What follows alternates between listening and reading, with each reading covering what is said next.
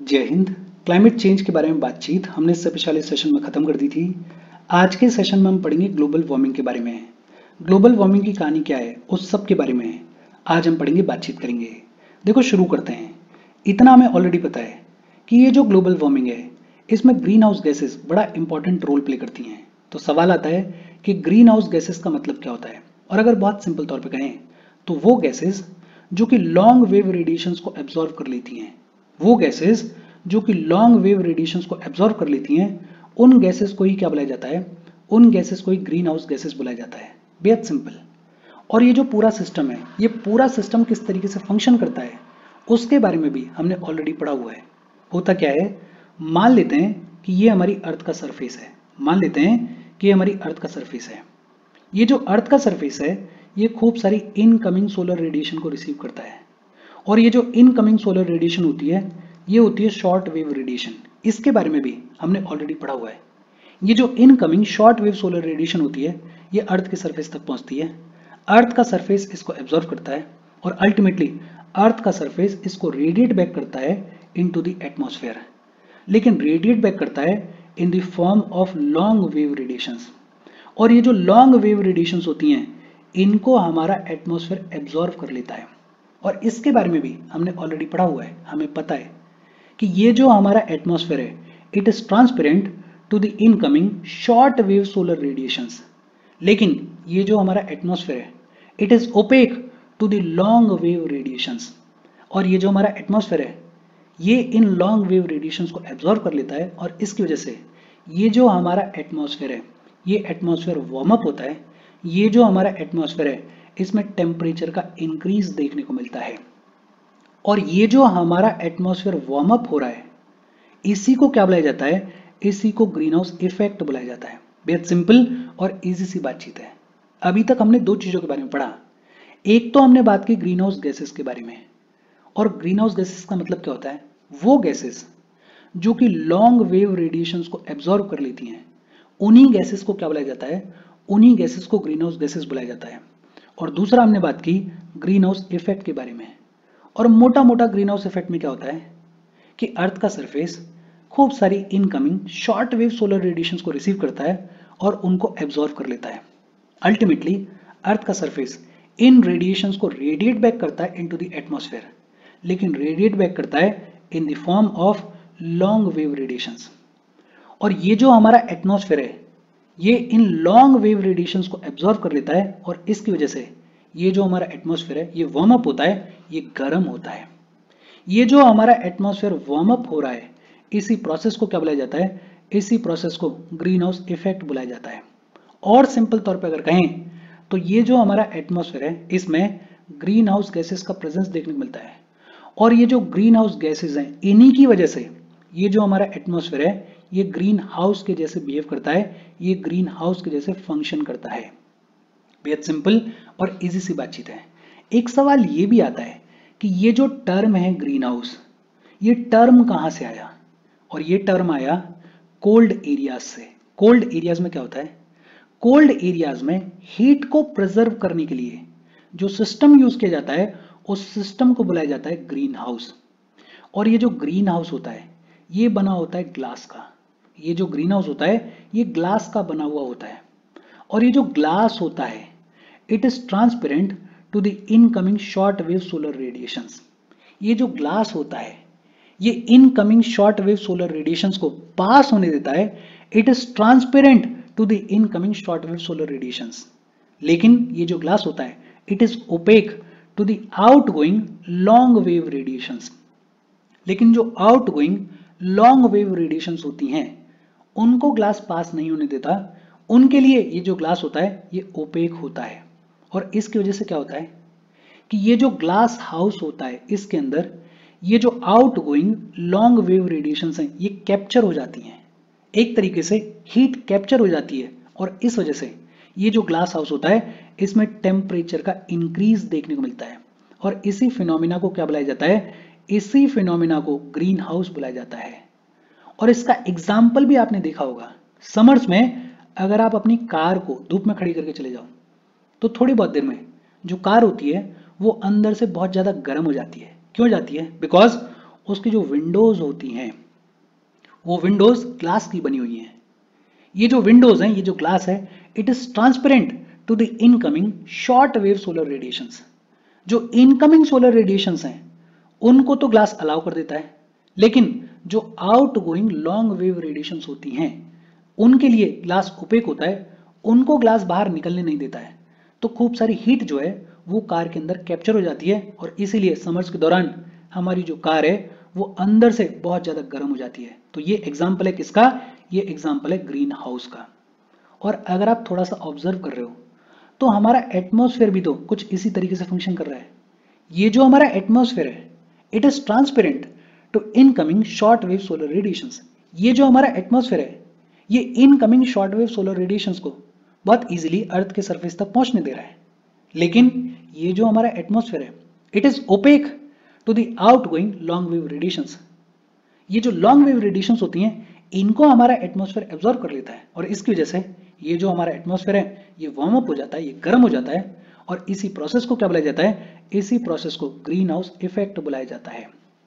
बेहद सिंपल और इजी सी बातचीत है। मैं उम्मीद ये कर रहा हूं कि अभी तक जितनी भी चीजें हमने पढ़ी हैं ये सारी चीजें ऑलरेडी आपको पता होंगी, कहीं ना कहीं छोटी क्लासेस में आपने इनके बारे में पढ़ा होगा। हम आगे बढ़ें उससे पहले वीडियो पे लाइक के बटन को दबा दो। लाइक दबाना जरूरी है बिकॉज यूट्यूब ऐसे ही फंक्शन करता है, जब आप वीडियो पे लाइक के बटन दबाते हो तो यूट्यूब वीडियो को कंसिडर करता है और थोड़ा सा पुश कर देता है। तो लाइक का बटन दबा दो, शेयर कर दो अपने सोशल मीडिया हैंडल्स पे, व्हाट्सएप वगैरह पे अपने फ्रेंड्स को। जो भी लोग इसमें इंटरेस्टेड हैं, इससे रिलेटेड पढ़ाई कर रहे हैं, उनको शेयर कर दो। अगर चैनल को सब्सक्राइब नहीं किया है तो फॉर श्योर चैनल को सब्सक्राइब कर लो। और अगर आप केपेबल हो, हेल्प करना चाहते हो, तो आप हमें हेल्प कर सकते हो by clicking on the join button, या फिर आप कंट्रीब्यूट कर सकते हो क्यूआर कोड को स्कैन करके। अच्छा, ग्रीन हाउस इफेक्ट के बारे में हमने बात की, ग्लोबल वार्मिंग के बारे में हम पढ़ रहे हैं और अब तक हमें इतना तो समझ में आ गया है कि ये जो ग्रीन हाउस गैसेस हैं, ये ग्रीन हाउस गैसेस बड़ा इंपॉर्टेंट रोल प्ले करती हैं ग्लोबल वार्मिंग में। प्राइमरी ग्रीन हाउस गैसेस कौन कौन सी हैं? प्राइमरी ग्रीन हाउस गैसेस की अगर बात करें तो एक है कार्बन डाइऑक्साइड।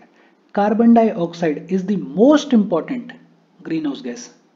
कार्बन डाइऑक्साइड के अलावा क्लोरोफ्लोरोकार्बन्स, क्लोरोफ्लोरोकार्बन्स के अलावा मीथेन CH4, मीथेन के अलावा नाइट्रस ऑक्साइड N2 और नाइट्रस ऑक्साइड के अलावा ओजोन O3, ये भी बड़ी इंपॉर्टेंट ग्रीन हाउस गैसेस हैं। और देखो, ग्रीन हाउस गैसेस, इनकी इंपॉर्टेंस आपको समझ में आनी चाहिए। ये आपको समझ में आना चाहिए कि ये जो ग्रीन हाउस गैसेस हैं इनका कॉन्सेंट्रेशन एटमॉस्फेयर के अंदर जब तक विद इन लिमिट्स है तब तक कोई दिक्कत नहीं है। लेकिन अगर इनका कॉन्सेंट्रेशन एक लिमिट से ज्यादा हो जाएगा एटमॉस्फेयर के अंदर तो ग्लोबल वार्मिंग देखने को मिलेगी, तो टेम्परेचर में सीवियर इंक्रीज देखने को मिलेगा। और अगर टेम्परेचर में सीवियर इंक्रीज होगा तो और बहुत सारे कॉजेस देखने को मिलेंगे और अल्टीमेटली ये जो लाइफ हम देखते हैं अर्थ के ऊपर, ये बहुत ही डिफिकल्ट हो जाएगी because of increase in temperature, because of global warming, because of various other factors. तो ये जो प्राइमरी ग्रीन हाउस गैसेस हैं इनका कॉन्सेंट्रेशन विद इन लिमिट्स रहे तो कोई दिक्कत नहीं है, लेकिन बियॉन्ड लिमिट्स नहीं जाना चाहिए। ये जो प्राइमरी ग्रीन हाउस गैसेस हैं इनके नाम याद रखना। सबसे इंपॉर्टेंट कौन सी है? कार्बन डाइऑक्साइड है। कार्बन डाइऑक्साइड के अलावा क्लोरोफ्लोरोकार्बन CFCs, क्लोरोफ्लोरोकार्बन्स के अलावा मीथेन CH4, मीथेन के अलावा नाइट्रस ऑक्साइड N2O और N2O के अलावा ओजोन O3, ये प्राइमरी ग्रीन हाउस गैसेस हैं। In primary green house gases के अलावा कुछ अदर गैसेस भी हैं, जैसे नाइट्रिक ऑक्साइड है NO है, जैसे कार्बन मोनोऑक्साइड है CO है। ये जो नाइट्रिक ऑक्साइड है, ये जो कार्बन मोनोऑक्साइड है, ये बहुत इजीली रिएक्ट करती है with the green house gases और ग्रीन हाउस गैसेस से बहुत इजीली रिएक्ट करके ये जो अदर गैसेस हैं इन ग्रीन हाउस गैसेस के कॉन्सेंट्रेशन को अफेक्ट करती हैं इन द एटमॉस्फेयर। इंपॉर्टेंट क्या है? इंपॉर्टेंट है प्राइमरी ग्रीन हाउस गैसेस। कौन कौन सी हैं? कार्बन डाइऑक्साइड है, क्लोरोफ्लोरोकार्बन्स हैं, मीथेन है, नाइट्रस ऑक्साइड है और ओजोन है। अच्छा, ग्रीन हाउस गैसेस, हमें इतना तो समझ में आ रहा है कि अगर ये एटमॉस्फेयर में विद इन द लिमिट्स है तो कोई दिक्कत नहीं है, लेकिन अगर बियॉन्ड द लिमिट इनका कॉन्सेंट्रेशन इंक्रीज हो जाएगा तो दिक्कत होगी। तो एक सवाल ये भी आता है कि ये जो ग्रीन हाउस गैसेस के मॉलिक्यूल्स होते हैं इनकी इफेक्टिवनेस किन चीजों पर डिपेंड करती है? भाई, अगर विद इन लिमिट्स हैं तो कोई दिक्कत हो ही नहीं रही है ना, अगर बियॉन्ड लिमिट है तो दिक्कत होती है। तो ये जो ग्रीन हाउस गैसेज हैं इनकी इफेक्टिवनेस किन चीजों पर डिपेंड करती है? इनकी इफेक्टिवनेस दो तीन चीजों पर डिपेंड करती है। कौन कौन सी दो तीन चीजें? एक तो magnitude of increase in its concentration. बेहद सिंपल कि ये जो ग्रीन हाउस गैसेज हैं इनका कॉन्सेंट्रेशन अगर एटमॉस्फेयर में एक लिमिट से ज्यादा इंक्रीज हो जाएगा तो दिक्कत होगी। तो इनका जो कॉन्सेंट्रेशन है वो कितना है एटमॉस्फेयर में, उस पर डिपेंड करता है कि ये कितना इफेक्टिव होने वाली है। फॉर एग्जाम्पल कार्बन डाइऑक्साइड हमारे लिए जरूरी है, लेकिन विद इन लिमिट है तो कोई दिक्कत नहीं है, बियॉन्ड लिमिट हो जाएगी तो प्रॉब्लम है। तो एक तो ये जो ग्रीन हाउस गैसेस के मॉलिक्यूल्स हैं इनकी इफेक्टिवनेस डिपेंड करती है magnitude of increase in its concentration. दूसरा डिपेंड करती है on it's lifetime in the atmosphere. ये जो ग्रीन हाउस गैसेस के मॉलिक्यूल्स हैं इनका एटमॉस्फेयर में लाइफ टाइम कितना है उसके ऊपर भी डिपेंड करता है। अब कोई मॉलिक्यूल है ग्रीन हाउस गैस का जो कि लंबे टाइम पीरियड तक एटमॉस्फेयर में रहने वाला है, तो फिर ये ज्यादा प्रॉब्लम क्रिएट करेगा, तो फिर इसकी वजह से ज्यादा ग्लोबल वार्मिंग देखने को मिलेगी। लेकिन अगर कोई मॉलिक्यूल ऐसा है जो कि 2-4 दिन रहेगा या कुछ टाइम पीरियड के रहेगा, तो फिर उसकी वजह से उतनी दिक्कत नहीं होगी। तो ग्रीन हाउस गैस के मॉलिक्यूल्स का लाइफ टाइम कितना है इन द एटमॉस्फेयर उसके ऊपर भी डिपेंड करता है कि वो जो ग्रीन हाउस गैस है वो कितना इफेक्टिव रहने वाली है। और तीसरा wavelength of radiation that it absorbs. ये जो ग्रीन हाउस गैसेज हैं ये किस वेवलेंथ ऑफ रेडिएशन को एब्जॉर्ब करती हैं उसके ऊपर भी इनकी इफेक्टिवनेस डिपेंड करती है। तो ये जो ग्रीन हाउस गैसेज हैं इनकी इफेक्टिवनेस प्राइमरीली 3 चीजों के ऊपर डिपेंड करती है। कौन कौन सी? एक तो magnitude of increase in its concentration, दूसरा its lifetime in the atmosphere, और तीसरा wavelength of radiation that it absorbs. अच्छा, हमने कई सारी ग्रीन हाउस गैसेस के बारे में बातचीत की। ये जो ग्रीन हाउस गैसेस हैं ये किस तरीके से एटमॉस्फेयर को इफेक्ट करती हैं उसके बारे में पढ़ लेते हैं। क्लोरोफ्लोरोकार्बन्स की अगर बात करें तो क्लोरोफ्लोरोकार्बन्स जो होती हैं वो बहुत ही इफेक्टिव होते हैं। क्लोरोफ्लोरोकार्बन्स हाईली इफेक्टिव होते हैं। क्यों? बिकॉज ये एटमॉस्फेयर के अंदर एक लंबे टाइम पीरियड के लिए रहते हैं, इनका लाइफ टाइम लंबा होता है, और लाइफ टाइम लंबा होता है तो ये बहुत इफेक्टिवली कंट्रीब्यूट करते हैं ग्लोबल वार्मिंग में। तो chlorofluorocarbons are highly effective. Ozone की अगर बात करें तो देखो, ओजोन जब स्ट्रेटोस्फेयर में होती है तब कोई दिक्कत नहीं है। स्ट्रेटोस्फेयर में ये जो ओजोन है ये यूवी रेज को एब्जॉर्ब करती है और हमें बचाती है। लेकिन जब यही ओजोन ट्रोपोस्फेयर में आ जाती है, लोअर ट्रोपोस्फेयर में आ जाती है, तो ये जो ओजोन है ये बहुत सिग्निफिकेंटली जो लॉन्ग वेव रेडिएशंस होती हैं, जो टेरेस्ट्रियल रेडिएशंस होती हैं, उनको एब्जॉर्ब करती है और कंट्रीब्यूट करती है ग्लोबल वार्मिंग में। तो ये आपको समझना चाहिए कि ओजोन जो है वो स्ट्रेटोस्फेयर में अगर है तो कोई दिक्कत नहीं है, तब तो बढ़िया है, होनी चाहिए। लेकिन अगर ट्रोपोस्फेयर में है तो दिक्कत है।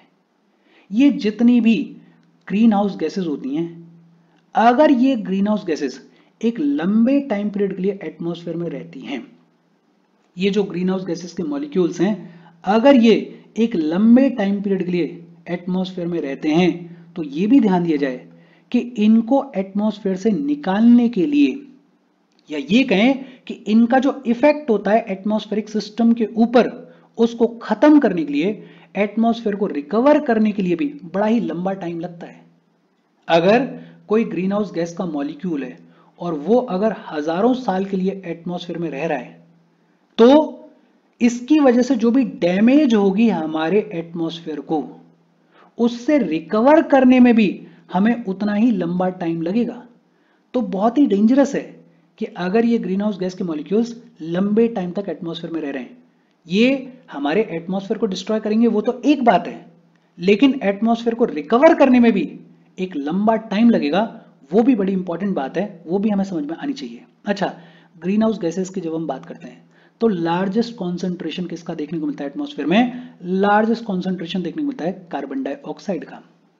ग्रीन हाउस गैसेस में जो लार्जेस्ट कॉन्सेंट्रेशन है वो किसका देखने को मिलता है? वो कार्बन डाइऑक्साइड का देखने को मिलता है। और ये जो कार्बन डाइऑक्साइड है, इसके जो एमिशंस हैं ये कहां से आते हैं? फॉसिल फ्यूल्स की वजह से आते हैं। हम ये जो ऑयल जलाते हैं, गैस जलाते हैं, कोल जलाते हैं, लकड़ी जलाते हैं, ये जो फॉसिल फ्यूल्स की बर्निंग है, इससे कार्बन डाइऑक्साइड जो है वो रिलीज होती है एटमॉस्फेयर में। ये जो कार्बन डाइऑक्साइड है इसका कॉन्सेंट्रेशन ह्यूमन एक्टिविटीज की वजह से भी खूब सारा इंक्रीज हो रहा है। जैसे हम व्हीकल्स चलाते हैं, हम पुराने जमाने में जो लकड़ियों के थ्रू रोटियां बनाया करते थे, खाना बनाया करते थे, इन सब की वजह से फैक्ट्रीज चल रही हैं, कोल वगैरह की फैक्ट्रीज हैं, पावर प्लांट्स चल रहे हैं, इनकी वजह से जो भी एमिशन है, उस एमिशन की वजह से कार्बन डाइऑक्साइड का जो कॉन्सेंट्रेशन है वो हमारे एटमॉस्फेयर में इंक्रीज होता जा रहा है। और ये जो फॉरेस्ट होते हैं, ये जो फॉरेस्ट होते हैं और ओशंस होते हैं, ये कार्बन डाइऑक्साइड के सिंक्स होते हैं। मतलब हमारे एटमॉस्फेयर में जो कार्बन डाइऑक्साइड प्रेजेंट है उसको एब्जॉर्ब करने का काम कौन कर रहा है? फॉरेस्ट कर रहे हैं। ये जो पेड़ पौधे हैं, ये पेड़ पौधे इस कार्बन डाइऑक्साइड को एब्जॉर्ब करते हैं, यूज करते हैं। ये जो ओशंस हैं, ये जो ओशंस होते हैं, ये सिंक का काम करते हैं for the carbon dioxide. Forest जो है वो कार्बन डाइऑक्साइड को यूज करते हैं इन देयर ग्रोथ। अब अगर हम डिफॉरेस्टेशन करेंगे, अगर हम पेड़ पौधों को काटेंगे, अगर हम फॉरेस्ट को काटेंगे, तो सीधा सीधा जो कार्बन डाइऑक्साइड का कॉन्सेंट्रेशन है वो इंक्रीज होगा। ऑलरेडी लार्जेस्ट कॉन्सेंट्रेशन है कार्बन डाइऑक्साइड का इन दी ग्रीन हाउस गैसेज, और अगर हम डिफॉरेस्टेशन करेंगे तो और ज्यादा कार्बन डाइऑक्साइड का जो कॉन्सेंट्रेशन वो इंक्रीज होगा। और अगर कार्बन डाइऑक्साइड का कॉन्सेंट्रेशन इंक्रीज होगा तो फिर टेम्परेचर में इंक्रीज देखने को मिलेगा, तो फिर ग्लोबल वार्मिंग देखने को मिलेगी। अच्छा, ये जो एटमॉस्फेरिक कार्बन डाइऑक्साइड होती है, इसको पूरे तरीके से सिंक होने में लगभग 20 से 50 साल लगते हैं। आप कॉन्सेंट्रेशन को इंक्रीज कर रहे हो, लेकिन दूसरी साइड हम ये भी कह रहे हैं कि ये जो फॉरेस्ट हैं, ये जो ओशंस हैं, ये सिंक का काम करते हैं फॉर द कार्बन डाइऑक्साइड। लेकिन प्रॉब्लम क्या है? इंक्रीज करने में आपको टाइम नहीं लगेगा। आपने लकड़ी जलाई, एमिशन हुआ और कार्बन डाइऑक्साइड का जो कॉन्सेंट्रेशन है वो थोड़ा सा इंक्रीज हो गया एटमॉस्फेयर में, लेकिन इसको सिंक करने में 20 से 50 साल लगते हैं।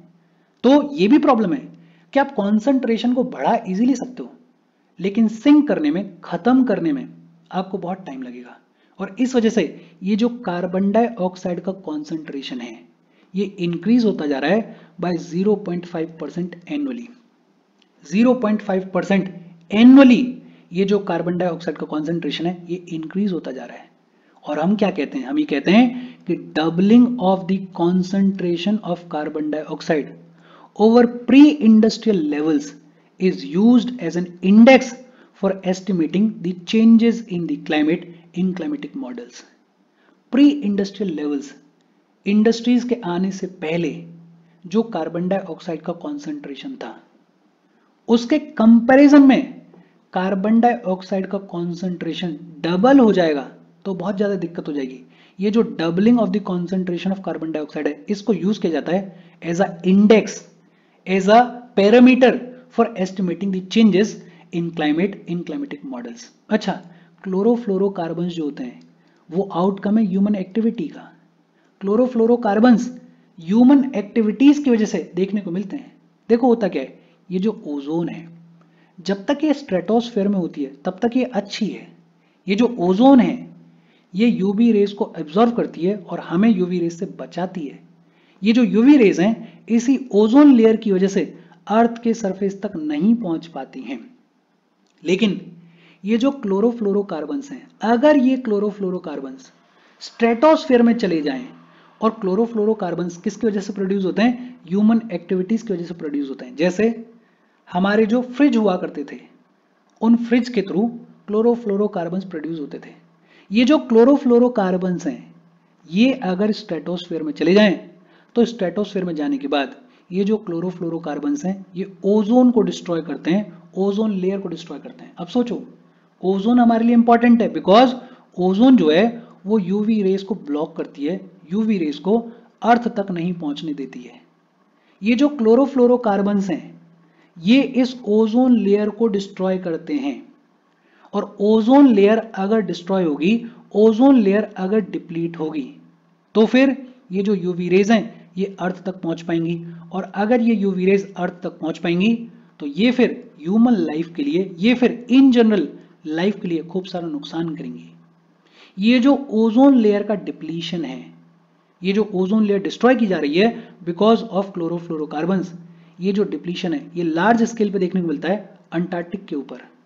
और ये जो डिप्लीशन ऑफ ओजोन कॉन्सेंट्रेशन है, ये जो डिप्लीशन ऑफ ओजोन लेयर है, इसको क्या बुलाया जाता है? इसकी वजह से स्ट्रेटोस्फेयर में ओजोन होल देखने को मिलता है। हालांकि अगर रीसेंट बात करें तो ये जो ओजोन लेयर का डिप्लीशन है इसमें कुछ इंप्रूवमेंट देखने को मिला है, मतलब अब ये जो होल है ये थोड़ा भरने लगा है, बेहतर होने लगा है। लेकिन हाँ, क्लोरोफ्लोरोकार्बन्स को कंट्रोल करने की जरूरत है। अगर क्लोरोफ्लोरोकार्बन्स रिलीज होंगे ह्यूमन एक्टिविटीज की वजह से तो अल्टीमेटली स्ट्रेटोस्फीयर में पहुंचेंगे और ओजोन लेयर को डिस्ट्रॉय करेंगे। और अगर ओजोन लेयर डिस्ट्रॉय होगी तो ये जो यूवी रेज हैं जो कि हार्मफुल होती हैं वो अर्थ की सरफेस तक पहुंचेंगी और ह्यूमन लाइफ को, इन जनरल लाइफ को खूब सारा नुकसान पहुंचाएंगी। ऐसा नहीं है कि हमें इसके बारे में जानकारी नहीं है, हमें जानकारी है। और इन सारी जानकारी को दिमाग में रखते हुए बहुत सारे इंटरनेशनल एफर्ट्स भी लिए गए हैं इस एटमॉस्फेयर को बचाने के लिए, ये जो ग्रीन हाउस गैसेज हैं इनके कॉन्सेंट्रेशन को विद इन द लिमिट्स रखने के लिए। और इसमें जो सबसे सिग्निफिकेंट स्टेप लिया गया वो लिया गया क्योटो प्रोटोकॉल। ये जो क्योटो प्रोटोकॉल है इसको प्रोक्लेम किया गया 1997 में। क्योटो प्रोटोकॉल को कब प्रोक्लेम किया गया? 1997 में इसको प्रोक्लेम किया गया। ये जो क्योटो प्रोटोकॉल है ये इफेक्ट में आया 2005 में। 2005 में ये इफेक्ट में आया, इसको रेटिफाई किया है 141 नेशंस ने। ये जो क्योटो प्रोटोकॉल है इसमें लिखा हुआ है कि जो 35 इंडस्ट्रियल कंट्रीज हैं, जो 35 इंडस्ट्रियल कंट्रीज हैं, they have to reduce their emissions by 2012 to 5% less than the levels prevalent in the year 1990। 1990 में जितना भी एमिशंस हो रहे थे उनको 5% से कम करना है इन 35 इंडस्ट्रियल कंट्रीज को बाय 2012। अब इसमें और बहुत सारे डेवलपमेंट्स हुए हैं और बहुत सारे सिग्निफिकेंट एफर्ट्स लिए गए हैं, स्टेप्स लिए गए हैं जिनके बारे में हम डिटेल में पढ़ते हैं एनवायरनमेंट के अंदर। लेकिन हाँ, क्योटो प्रोटोकॉल जो है वो बड़ा ही सिग्निफिकेंट स्टेप था जो कि इस एनवायरनमेंट को प्रोटेक्ट करने के लिए, जो कि इन ग्रीन हाउस गैसेस की कॉन्सेंट्रेशन को रिड्यूस करने के लिए लिया गया था। कब? 1997 में प्रोक्लेम किया गया था और इफेक्ट में कब आया? 2005 में इफेक्ट में आया। देखो, ये जो ग्रीन हाउस गैसेस हैं अगर इनका कॉन्सेंट्रेशन इसी तरीके से इंक्रीज होता रहा तो अर्थ का जो टेम्परेचर है वो इंक्रीज हो जाएगा। और अगर अर्थ का टेम्परेचर इंक्रीज हो गया तो फिर बहुत दिक्कतें होंगी। एक बार अगर टेम्परेचर इंक्रीज हो गया तो इसकी वजह से एक तो बहुत सारी प्रॉब्लम्स देखने को मिलेंगी, जैसे राइज इन सी लेवल देखने को मिलेगा, बिकॉज ग्लेशियर्स मेल्ट होंगे, बिकॉज आइस कैप्स मेल्ट होंगी, तो राइज इन सी लेवल देखने को मिलेगा। और ये जो राइज इन सी लेवल है इसकी वजह से जो कोस्टल एरियाज हैं, जो आइलैंड्स हैं, वो खतरे में आ जाएंगे। दूसरा, इन जनरल टेम्परेचर का अगर राइज होगा तो ये जो लाइफ है ये सपोर्ट नहीं कर पाएगी खुद को, ये जो लाइफ है ये सस्टेन नहीं कर पाएगी खुद को। हम एक लिमिट तक ही टेम्परेचर के इंक्रीज को झेल सकते हैं। तो एक प्रॉब्लम तो ये है कि ये जो ग्लोबल वार्मिंग है, ये जो टेम्परेचर का इंक्रीज है, इसके बहुत सारे हार्मफुल इफेक्ट्स हैं। और दूसरी प्रॉब्लम ये भी है कि एक बार अगर हमारा ये जो प्लेनेट है ये वार्म हो गया, टेम्परेचर अगर एक बार इंक्रीज हो गया तो इसको रिवर्स करना बेहद डिफिकल्ट हो जाएगा। तो ये भी हमें समझने की जरूरत है कि ये जो टेम्परेचर इंक्रीज है ये लॉन्गर रन में हमारे लिए हार्मफुल है और इसको कर्व करने के लिए, इसको कंट्रोल करने के लिए as a whole, as a community, as a world हमें एफर्ट्स करने की जरूरत है, हमें स्टेप्स इनिशिएट करने की जरूरत है। बहुत सारे स्टेप्स लिए भी गए हैं, उन पे कामकाज किया भी जा रहा है, बट हमें इस पे और बहुत ज्यादा काम करने की जरूरत है। बिकॉज अभी भी आप दुनिया भर में देख रहे हो that global warming is a reality, that ये जो आइस कैप्स हैं, ये जो ग्लेशियर्स हैं, ये फास्टर रेट पे मेल्ट हो रहे हैं, दैट ये जो टेम्परेचर है वो रैपिडली तो नहीं लेकिन हाँ इंक्रीज हो रहा है and it is going to harm us in the longer run. अच्छा, ये जो टेम्परेचर है, इस टेम्परेचर के डेटा को अगर पढ़ के देखें तो ये जो टेम्परेचर का डेटा है, ये डेटा लगभग मिडिल 19th सेंचुरी का अवेलेबल है हमारे पास में। और मोस्टली ये जो स्टडी की गई है ये वेस्टर्न यूरोप में की गई है। ये जो डेटा है इसका रेफरेंस पीरियड क्या था? इस डेटा का रेफरेंस पीरियड था 1961 से लेके 1990। मतलब ये जो स्टडी की गई ये की गई 1961 से लेके 1990 के बीच में। और ये जो डेटा है, ये डेटा क्या बताता है? Annual average near surface air temperature of the world is approximately 14 degree Celsius. Annual average near surface, earth के सरफेस के पास में जो एयर होती है उसका टेम्परेचर कितना है? अप्रोक्सीमेटली 14 डिग्री सेल्सियस है। लेकिन ये जो टेम्परेचर है ये 20th सेंचुरी से बड़ा ही ढंग से इंक्रीज हो रहा है। There is a increasing trend in the atmosphere since 20th century. 20th century से ये जो टेम्परेचर है ये इंक्रीज हो रहा है, और ये जो टेम्परेचर का इंक्रीज है ये 20th सेंचुरी में दो पीरियड्स में देखने को मिला। एक तो 1901 से लेके 1944 के बीच में, और दूसरा 1977 से लेके 1999 के बीच में। 1901 से लेके 1944 के बीच में ये जो टेम्परेचर है ये इंक्रीज हुआ, और 1977 से लेके 1999 के बीच में ये जो टेम्परेचर है ये इंक्रीज हुआ। और इन दोनों ही पीरियड्स में जो ग्लोबल टेम्परेचर है वो लगभग 0.4 डिग्री सेल्सियस से इंक्रीज हो गया। अब ये जो 0.4 डिग्री सेल्सियस है ये देखने में तो ऐसा लगता है कि हाँ यार ना के बराबर इंक्रीज हुआ है, लेकिन इसका सिग्निफिकेंट इंपैक्ट होता है, नेगेटिव इंपैक्ट होता है। इन दोनों पीरियड्स में 1901 से लेके 1944 और 1977 से लेके 1999 के बीच में जो टेम्परेचर है वो 0.4 डिग्री सेल्सियस से इंक्रीज हुआ। अगर बात करें globally averaged annual mean temperature के बारे में at the end of 20th century, तो it was about 0.6 degree Celsius above that recorded at the end of the 19th century. 19th century के एंड में जितना टेम्परेचर रिकॉर्ड किया गया था उसके कंपैरिजन में 20th सेंचुरी के एंड में जो टेम्परेचर रिकॉर्ड किया गया it was about 0.6 degree Celsius more, it was about 0.6 degree Celsius above. तो 0.6 डिग्री सेल्सियस से टेम्परेचर जो है वो इंक्रीज हो गया।